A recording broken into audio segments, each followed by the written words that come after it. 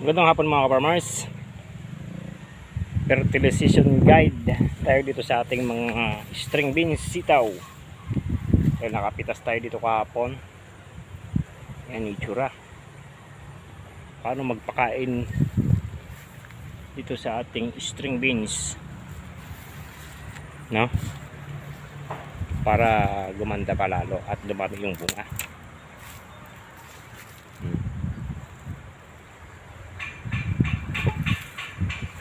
Kunti pa lang napitas natin kahapon dahil first selection kahapon yon, para mabilis lumaki itong mga maliliit na to. Ang papakain natin ay triple 14. Yan, ayan, triple 14 Philpos. Meron na tayong binabad, 2 lata ng sardinas ang ginamit natin kada balde. Yan, 2 lata ng triple 14, kaso mayroon tayong binabad kasi medyo matigas. So, isang ganto.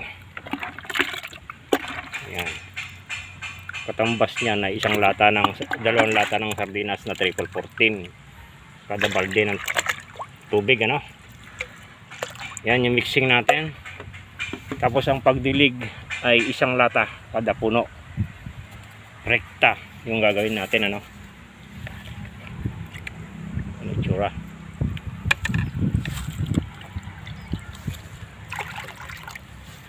Hindi madami. Ay, may patubig tayo.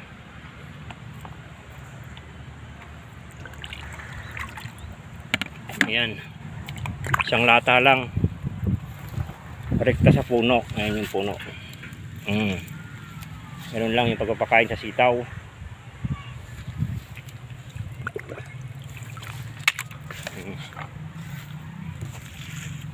Yan.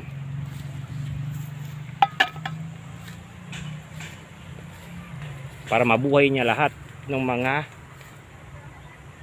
bulaklak at maging bunga katulad niyan, no? String beans, bali bukas ay harvest ulit tayo dito kasi ang pagpitas sa sitaw ay every other day, 1 day gap lang ay matarbos natin, oh. 1 day gap lang yung pagpitas, malalaki na bukas yan.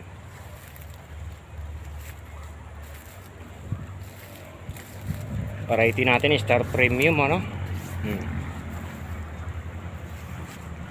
Yan, para sa ating mga baguhan nagtatanim. Yan, malahaba na naman, oh, malalaki na naman.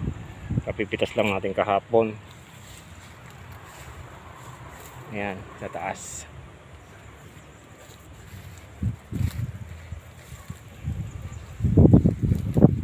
No? String beans, pakain tayo dito sa ating string beans. Karamihan kasi sa atin din na nagpapakain kapag ka-fruiting stage na, ay hindi na sila nagpapakain.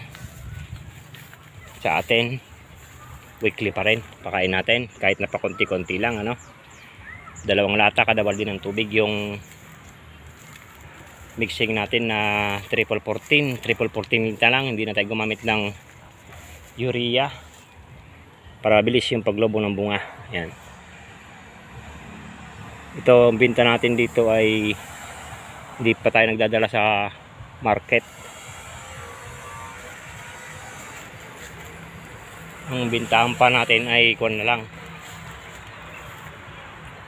tinitinda lang natin. 13 piraso o 13 pirasong bunga ay 20 pesos ang benta natin, no? Baka hanggang dun lang, guys.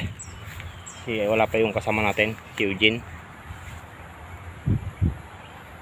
Umpisan ko na yung pagdilig. Ang ganda. Thank you.